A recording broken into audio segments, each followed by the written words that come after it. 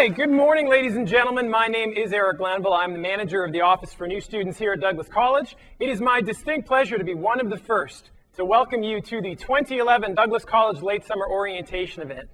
How many of you guys got up a little bit too early this morning? Oh yeah, you know what, so did I, but I will tell you something from my own experience.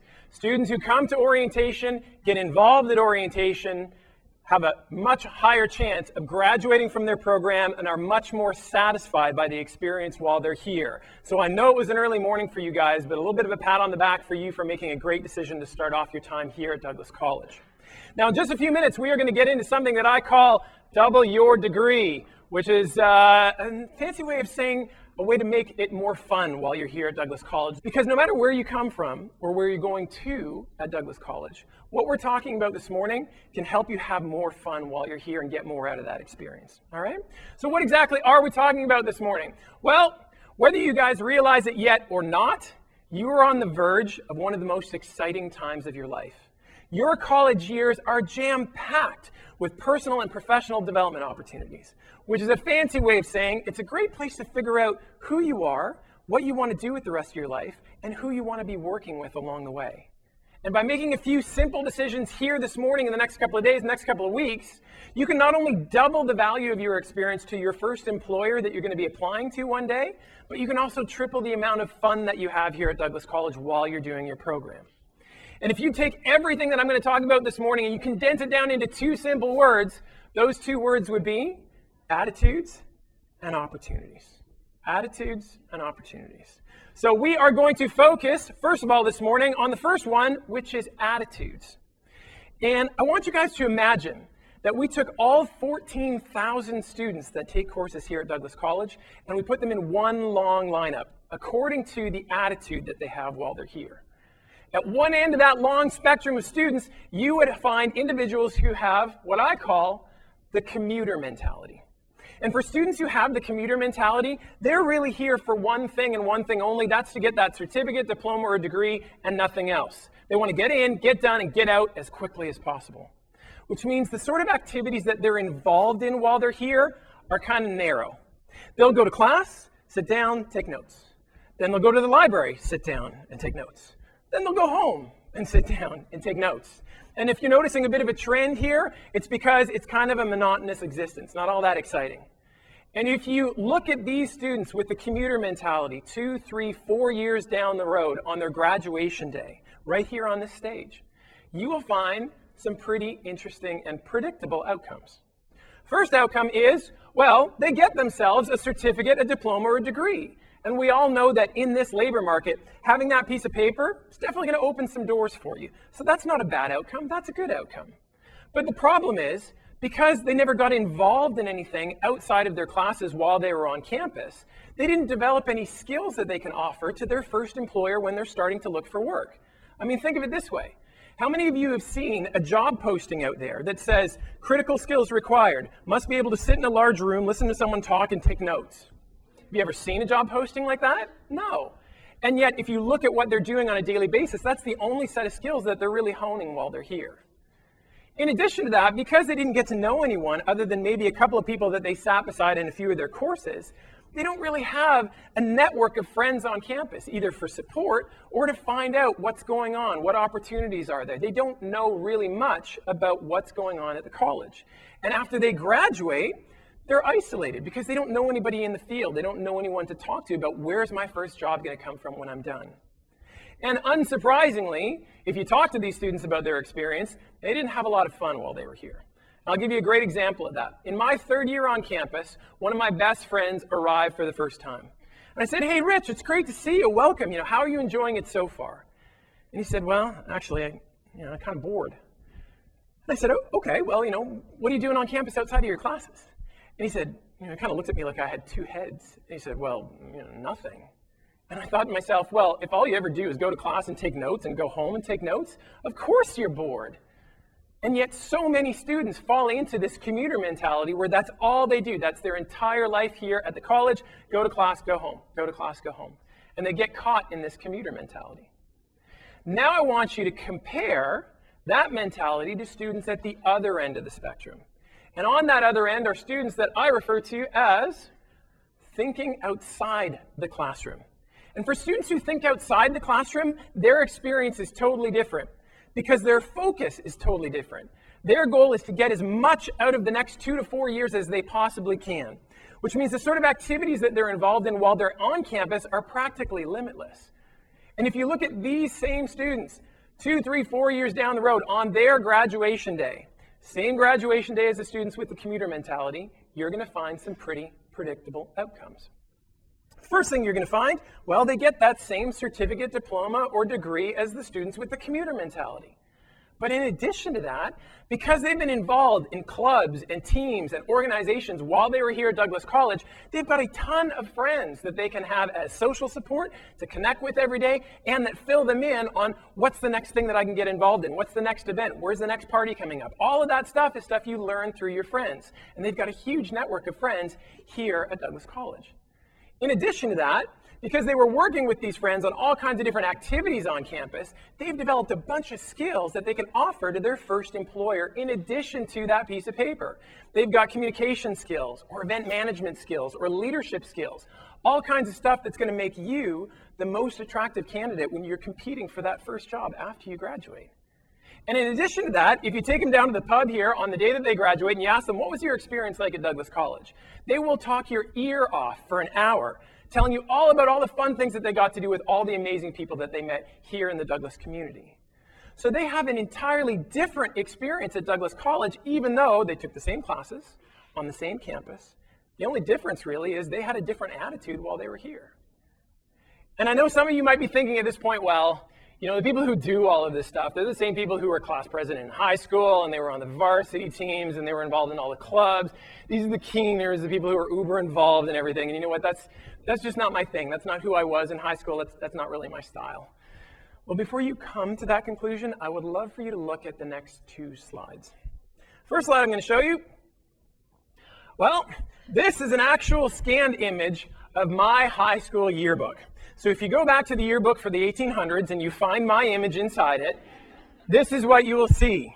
2 things I want you to notice about this image. First is, that's a really terrible grad photo right there. I graduated from St. Thomas More, which is a school up here in Burnaby. However, it looks more like I went to the Play-Doh barbershop factory, okay? They just press molded the hairstyle onto my head for that grad photo is what that was. But in addition to that, the other thing I want you to notice is that's a really lame, generic quote on there. And for those of you who can't read it, I will tell you what it says. It says, I will miss all of my friends at STM. Ah, that's terrible. But do you know why that's terrible? Because I didn't write that. I was so tuned out of the culture, the community, the activities in my own high school that when it was time to graduate, I couldn't even be bothered writing my own grad quote. And I distinctly remember sitting on my bed during the summer after I graduated, flipping through my album, right, the yearbook. Much like probably you guys have been doing, looking through everything that everybody wrote, right? And I remember getting to that page, and I had a pretty important learning moment there. I realized that I couldn't go back and change what I had done in high school any more than I could change what was printed in that yearbook. It was done, it was over, books closed. And that was kind of a sad realization, because I realized in that moment that I had pretty much wasted the last 5 years of my life. I mean, I had friends, I had good friends, but not a lot of them. I had decent grades, not fantastic, just enough to get into post-secondary. But I didn't have any of those experiences that you're supposed to have in high school. I didn't have any of those great memories that you share with your friends or you share with your kids one day. I didn't have any of that. And I realized I had totally wasted that opportunity that I had. And the one good thing that came out of that very sad moment was I made a decision. The way I describe it is I resolved to get involved. And I said to myself, you know what? I don't know what this new school is going to look like. I don't know who my friends are going to be. I don't know what the opportunities are going to look like. But I'm going to make this commitment right now that I'm going to get involved in something while I'm here. Because I didn't want to arrive 4 years down the road on my graduation day and look back and realize, oh my God, I did it again. I wasted the last 4 years of my life like I did back in high school. I never wanted to have that experience again. And that one decision is really the only difference between who I was when I graduated in June and who I was when I started my first semester in September. That was the only difference, really, between those two people. And yet, the outcome of that decision was kind of dramatic. For example, this is a scanned image of an article that appeared in the official university newspaper the week that I graduated from my program. And every year they put out a special edition that highlights a half dozen grads who did something unusual or extraordinary on campus. Now there's two things I want you to notice about this. First of all, that's another really bad picture behind me, okay? I had some sort of strange George Clooney ER Caesar haircut thing going on. Terrible, terrible choice, okay? But if you put that aside, at least this time, I'm getting media coverage. Now, why on earth would anybody want to write an article about me? Well, it's because I got to do some pretty cool things with some pretty amazing people while I was on campus. Things like, well, for example, I started out with an honors psychology degree with an English minor. So I took care of my academics first, made sure that was always my priority. But in addition to that, I got involved in a ton of other stuff while I was there. First one, 6 years of orientations and special events on campus, just like the ones that you guys are at right now. And quite honestly, you guys and the event that we run together is one of my favorite times of the year. I love the energy, I love the enthusiasm, I love the anticipation of this time when you guys are getting ready for your first semester. And we used to do all kinds of crazy stuff. We'd stay up all night watching movies, we'd talk about our favorite instructors. I remember one year we decided to do kind of like a fun Olympics with a whole bunch of different games for the new students to play. And in one of the buildings that we called the academic building, which was 4 stories high, but it was actually 4 stories in a stair formation rather than vertically. And so for students who were in wheelchairs, we had a wheelchair ramp. In fact, we had one long wheelchair ramp that went from the bottom of the 1st floor right up to the top of the 4th floor. And we thought to ourselves, wouldn't it be a good idea if we had like a chariot race? Except what we'd do is we'd put students on tricycles and we'd have them race down the ramp. Problem is, not a lot of physics majors in our leadership group at the time. Because if you take a 150-pound freshman and you stick them on a tricycle at the top of an inclined plane and you let them go, by the time they reach the bottom of the inclined plane, they're doing like 300 kilometers an hour on this tricycle, okay? But it makes a great story that I get to tell about my experience while I was there. Next up, I spoke to 20,000 students while I was on campus, mostly at orientations and special events. One of my favorite memories from that was every year we used to run a dance called Dance Free, which was Western Canada's largest outdoor dance. And the way we promoted it was at the beginning of the large lectures, we'd go in and we'd do a 60-second spiel to get people excited and energized about coming to the dance. And at the end, we'd give away a prize. And the way that we did it so that it would be fair was we'd grab a tennis ball, we'd turn around, we'd throw that tennis ball back over our shoulder, and whoever caught the tennis ball would win a prize. Seemed like a fair thing to do. Well, one day I went into this lecture theater to do this promo, but I'd never been in that lecture theater before. Never had a class in it, never done any events in it, never seen it before. And I walked in and I got the instructor's permission to give this presentation. So I did my spiel, and at the end of that spiel, I grabbed that tennis ball and I turned around. And I hucked that thing as hard as I could in the air. The problem was, up to that moment, I hadn't noticed this particular lecture theater had an extra low ceiling on it. So the ball went up into the air, but instead of going back into the crowd, it went up, hit the ceiling, came down straight on top of the instructor's head right behind me. Students all loved it. They reacted like you guys did. The instructor never talked to me again while I was on campus. But it's another great story that I get to tell about my experience while I was there. In addition, 4 semesters I worked in the co-op work program, featuring being quoted in the Financial Post and the Vancouver Sun. I don't know about you guys, but waking up at the age of 23 years old and seeing yourself quoted in a major national newspaper, it's kind of a cool thing. I went out and bought like 45 copies of the newspaper. It was so cool to see that. That's another great memory that I have of my time there. I was on the Undergraduate Board on Student Discipline, which is a fancy term for a tribunal that reviews cases of students who got caught cheating on campus. And there's all kinds of stuff that students get up to. Not you guys, of course, you're all very good. But some students, the one I remember the most is an individual doing his program by correspondence where you had to mail in his assignments. Rather than getting this assignment in on time, he was going to be late. And rather than taking the point hit on being late, he bribed a Canada Post official to turn the clock back on the machine so it would look like it got lost in the mail for a week. If you don't know, this is a felony, okay? So do not try this as part of your academic strategy while you're here at the college, all right? But it's another great story that I have from my experience on campus. Lastly, I was the vice president of the Performance Driving Club on campus, which sounds awesome until you hear that I was driving a 1986 diesel Jetta at the time. For those of you who know cars, about the only thing I could beat off the line was a John Deere tractor. But the president had a twin-turbo RX-7, so we used to hot lap Ring Road around SFU every summer. We had a great time in his car, and it's another one of those great experiences that I have. And to be perfectly honest with you, the reason I did all of this stuff was because it was fun. It made it fun to come to school every day because I knew in addition to my classes, I would get to do stuff like this with some of the best friends I've ever had in my entire life. And yet, I want you to stop for a moment and think about what would a list like this look like to your first potential employer after you graduate. So for example, that degree that you've got at the top, that's what earns you the right to apply for that position. So that's good. You need that just to get in the room, right? But on top of that, 6 semesters of orientations and special events turns into event management experience. 20,000 or speaking to 20,000 students on campus turns into really strong communication skills. 4 semesters of arts co-op work turns into office administration experience. Quoted in the Financial Post, media and public relations skills, an undergraduate board on student discipline, case analysis ability. And that VP role with the Performance Driving Club turns into leadership experience. This is what I'm talking about when I say double the value of your degree. By making a couple of simple choices today in the first few weeks while you're on campus, not only are you going to get that same piece of paper as every other student who comes here, but you're going to get all of this stuff on top that not only adds value to your resume to make you a really attractive candidate for your first job, but it also makes it way more fun to be here while you're at Douglas College. That's how you double your degree. Get involved, build these skills, build these friendships, have all of these great memories when you finish. And if you're wondering, well, how the heck do you do all of this stuff and do all of your academic work at the same time? Well, how did I do this exactly? Was I the most intelligent student in the world? No.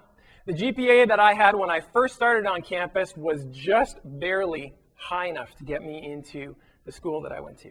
Just barely. In fact, 3 years after I got in, it wouldn't have been high enough to get me into that school. So I can pretty much guarantee you that each of you have a better GPA now than I did when I first started. So I definitely wasn't the most intelligent. Was I the most charismatic student on campus?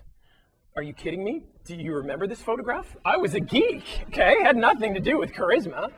Was it because I was the most experienced leader on campus? No, I had almost no leadership experience when I first started out on campus. Was I the wealthiest or most well-connected student? No. Both of my parents were high school teachers. I came from a very typical middle-class background. We certainly were not wealthy, and I knew exactly one person on campus the first day that I started. The only real difference between the nothing that I got out of high school and the everything that I got out of post-secondary was that I adjusted my attitude before I began. That's the only difference between those two outcomes. And in order to really drive that point home, that that's literally how simple it is to change the outcomes that you've got, we've got something kind of fun for you this morning. It's a little something that we call the Double Your Degree skit. And as you're watching this skit this morning, I want you to keep a couple of questions in mind. First question is, which of the characters you're about to see best represents the commuter mentality? Which of the characters best represent thinking outside the classroom? Which characters maybe remind you a little bit of your friends right now? And which character most reminds you of yourself? So we're going to go through this skit. For you guys, you can just sit back and relax at this point, and we are going to show you the Double Your Degree skit. So it's, oh wow, we haven't even done anything yet. Yes, thank you. Thank you very much. Wow, you guys are an awesome audience. Thank you. All right, so it's the first day of the semester, and we see the students slowly coming in for their calculus class. Yes, calculus. And it's one of those dreaded 8:30 morning classes. It's 8 o'clock, and we already see studious Sam ready for class to start with her nose buried in her textbook. At 8:15, off-campus Oliver arrives and takes a seat far off in the corner. He's here for one thing, to finish his degree and nothing else. At 8:20, Together Tom walks in with his textbook and notebooks all ready for class to start. 5 minutes before class, Relationship Rita saunters in with her head in the clouds. She's just fallen head over heels for this new guy she met, Engelbert. At 8:29, just beating the buzzer, Intramurals Izzy races in, fresh from her daily 10-mile swim.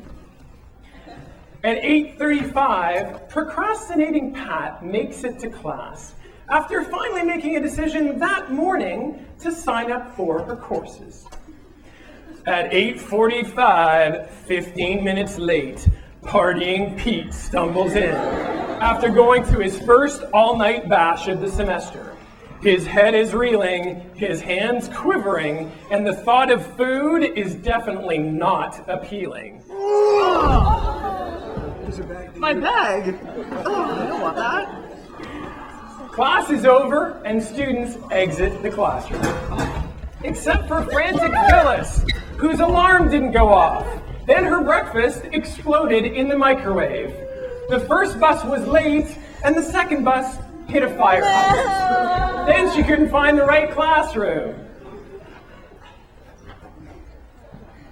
It's now the middle of the semester, and students are starting to feel anxious about their midterm exams. Sam has already read the entire text 5 times over, has made extensive notes and notes of her notes, and is now starting the text for next year's calculus course on the side. Hey, Samantha. I see you're studying for calculus. Yeah. I was wondering if we could, study together sometime. I've kept up with the assignments and I feel pretty confident about the test, but there's still a few things I'd like to, figure out a little bit more. I'm pretty far along. Do you think you can keep up? I think forming a study group would be helpful to both of us. How about we meet at 10:30 on Thursday morning? Well, okay. I'll be studying anyway, but don't hold me back. Okay. He loves me. He loves me not. He loves me. He loves me more. Relationship Rita, how's the studying going? Oh, for calculus? I haven't started yet. I've got more important things on my mind. Like what? I've got to find a love poem for Engelbert. We're dating now. Okay.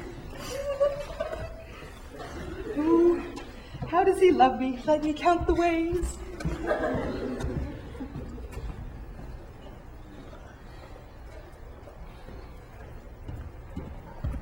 Hey.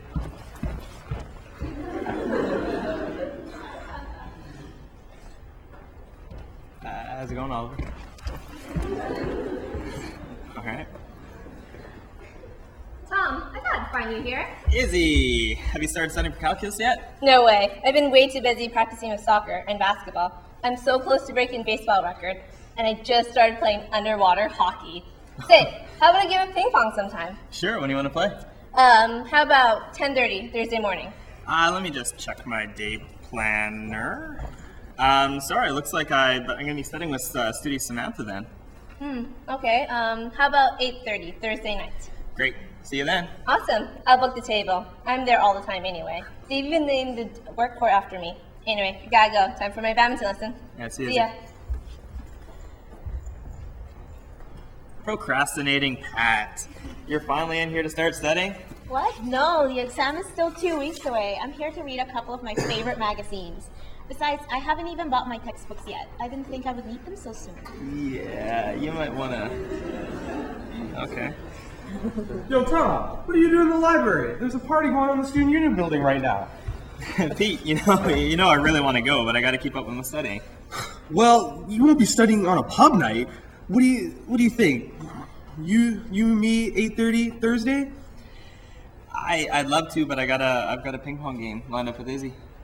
Well, how about we get an early start? Let's say 10:30 in the morning? Well, I'm going to be studying with Studio Samantha at 10:30 in the morning. Okay, I'll tell you what. I'm having a party Friday, Saturday, and Sunday. We can party till we puke. Tell you what, I'll try to find time to make it to at least one of those. You know how much I love your parties. Do you mind?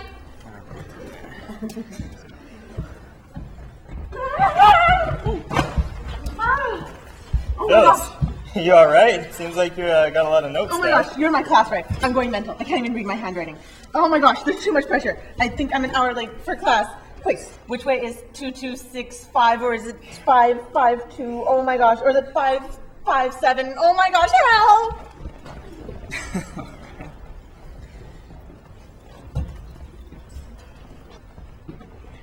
It's now the end of the semester, and students are starting to file out of their calculus final. Sam, how did you do? I got an incomplete. I don't know how it happened. I was so prepared. I didn't sleep for 10 days straight.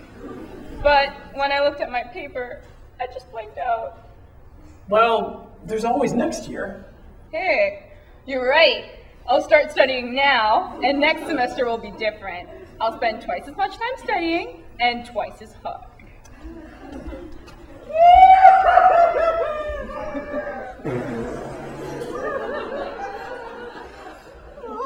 Rita, what's wrong? Engelbert and I, we broke up. Oh, I'm sorry. How did you do on the exam? Exam! I failed. I couldn't concentrate, and then my professor said that my paper was too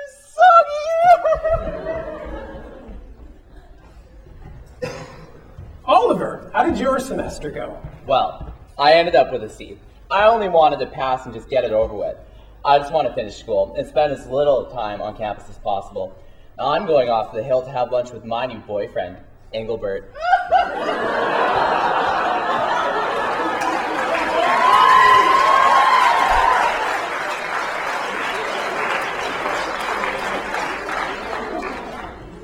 Izzy, how did it go? Oh, it was great. I was named All-Star Conference in soccer, broke too many records in baseball, scored a triple-decker in basketball, and I started this new sport. It's called... No, Izzy, I mean, how did the exam go? Oh, I got a D. That's a pass, right? Sure.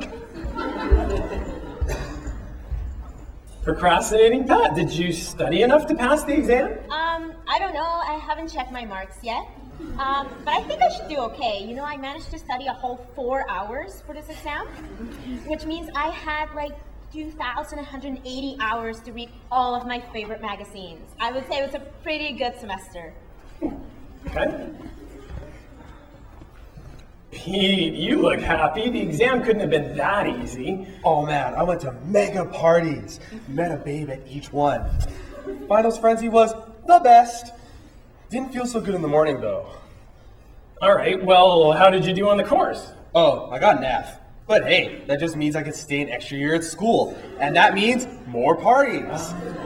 Anyways, I gotta get going. I'm meeting some friends at the pub. Cool. Forensic Phyllis, where are you going? My exam, calculus. It is already over. No, it's not. I have it on a napkin somewhere. Oh my gosh, what time is it? I think I have physics. But I think my brother wanted my half kidney. Oh my god. Tom, you look pleased. How was your semester? It's great. I'm in the best shape of my life thanks to Izzy.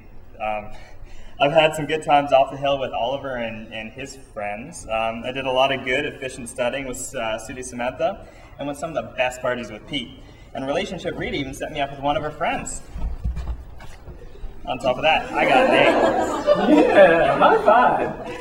Well done. All right, good job, guys. Good job. Come on, Mac. Ladies and gentlemen, a quick round of applause for our outstanding W degree skit team this afternoon. Thank you very much. All right, so now that you have seen the drama that is our W degree skit, you had some questions to answer. So, first of all, what characters do you think best represent the commuter mentality on campus? Jamie? Jamie being Oliver? Yes, Jamie Oliver. That fits, doesn't it? Okay, so Jamie or off-campus Oliver, for sure. Any other characters that were only focused on one thing? Sam, studious Sam, for sure. What character do you think best represents thinking outside the classroom? Really? Tom. I know, it's still early in the morning. Yes, together Tom technically is the best representative. Do any of you recognize your friends in that skit? Maybe a few of you. Anybody recognize yourself in that skit? Yeah, I won't ask what character. It's okay. So, all right, now that you are hopefully getting a bit of a sense as to how important your attitude is, to how much fun you're going to have here on campus, we've got that base covered. There's only one other thing we need to talk about, the second half of that equation, which is the opportunities. And I typically refer to post-secondary as the land of opportunity. Why do I do that? Well, because I honestly believe that there are more opportunities for your personal and professional development per square foot on a college campus than anywhere else that you will be in the rest of your lifetime. I don't care what company you work for, I don't care what city you live in, there's more opportunities for your growth and fun here per square foot on a college campus than anywhere else. Specifically, well, we've got over 80 different academic programs here at the college, which means just about anything that you want to do one day when you grow up, there's someone on campus who's done that for a living, who you can go to and ask, what's it really like to do that job? What should I be doing now to prepare to get into that field? Who should I be talking to? What events should I go to? Great networking, lots of wisdom for you to tap into just in the facilitators, just in the instructors that we have here on campus. On top of that, we've got all kinds of clubs, associations, teams, everything you can think of to get involved and meet other students who have the same interests and the same passions that you do. In fact, we have set up an opportunities fair today to showcase some of those clubs, some of those organizations. You can meet the people who run them and sign up for them right here on campus before you leave today. So lots of ways to get involved socially on campus. In addition, we've got intramural and varsity sports, plus all kinds of sports activities you can do in your spare time. Great ways to keep fit, stay healthy, stay energized while you're on campus. Everything from hip hop to video game clubs, all kinds of stuff that you can possibly imagine goes on campus. We've got belly dancing, and no, I'm not going to be demonstrating that for you this morning. That's just a bad idea. But no matter what you like to do recreationally, there's all kinds of opportunities for you to do that while you're here. Finally, there's over 14,000 students who take courses at Douglas College. Some of them may grow up in the same neighborhood that you did. Some of them may be from another province. Some of them may be from another country. That's one of the best things about a college community is how diverse it is. All the different people, all the different personalities you're going to meet over the next 2 to 4 years. In fact, there's so many different opportunities, there's no way I'd have time to go through all of them with you in the time that we've got left. So I'm going to focus really quickly on 3 opportunities that you can all take advantage of here today and in the next couple of weeks. First one is, well, a little organization that you may have heard of already called the Student Ambassadors. In fact, a bunch of them are sitting in the room this morning in blue shirts. Where are my student ambassadors at this morning? Yeah, they're student leaders. I usually call them student lunatics most of the time. These are the ones that are involved in all kinds of neat stuff on campus. Orientation's just the beginning. They help to run over 75 different events and activities year-round. All kinds of stuff, everything from Christmas to Halloween, Easter, going off campus, meeting people in the community, they're involved in it. And as you can see, we occasionally send them up in trees and to scale large buildings. This is actually one of the retreats we do with the ambassadors, and the young lady in the foreground has to scale a 12-foot wall with nothing other than her friends to support her. So all kinds of neat stuff that the ambassadors get to do while they're here on campus. Second thing, well, get involved in a co-op employment program. For those of you who haven't heard of co-op, it's the opportunity to work for an employer in your field before you graduate. So you can get skills, experience, and earn better money than what you would get working at the Gap over at Metrotown for $8.50 an hour. Great, great opportunity for each of you. I highly encourage all of you to check out their table at the Opportunities Fair today. And the last one I'll point out, well, if you haven't done it already, check out douglife.ca. There's actually an entire presentation that we're going to be doing just on this portal this afternoon. It's essentially everything that's fun and interesting on campus brought into one website. So everything from social events to sporting events, volunteer, job opportunities, all at douglife.ca. Outstanding website for you guys to check out if you haven't done it already. There's going to be representatives from Doug Life at the Ops Fair today as well. So those are 3 very specific opportunities that all of you can take advantage of today while you're here on campus to really give yourselves a head start in your first year here at the college. Now, The very last thing I want to talk about before we wrap things up this morning is something that I call the blank slate. In my job, I'm very fortunate to be able to work with a lot of high school students. And in working with high school students, I hear a lot of your stories. And some of you have great stories. You had a great time. Others had some challenges. I don't know what your experience was like. I hope that everybody loved you and supported everything that you did while you were there. But if you're anything like me, there are probably some challenges along the way. And when I talk to students who've had a challenging time in high school, one thing I'll often say is, you know what? Sometimes the best thing about high school is that it doesn't last forever. And what I mean by that is, if you go to school with the same people day in, day out for 2, 3, 4, 5 years like you do in high school, what tends to happen is the people around you develop an image of you, or at least of who they think you should be. Who you should be, what you should do, who you should hang out with. And after a while, this image, this expectation, starts to push you in certain directions while you're there. Maybe directions that you're not all that comfortable going in. One of the best things about coming to a new school for the first time, especially a school where nobody knows you, is that rather than doing and being what everybody around you expects you to be, you're now free to do and be who you are. Or maybe who you've wanted to be for years, but you couldn't because that's not what everybody thought you were. It's a fresh start. It's a blank slate. And it's a really powerful, empowering experience that doesn't happen all that often in life. So I'd really encourage you this morning, later on this afternoon, in the next couple of weeks, spend a few minutes thinking about, what do I want this experience to look like? How do I want it to look the same as high school? How do I want it to look totally different from my high school experience?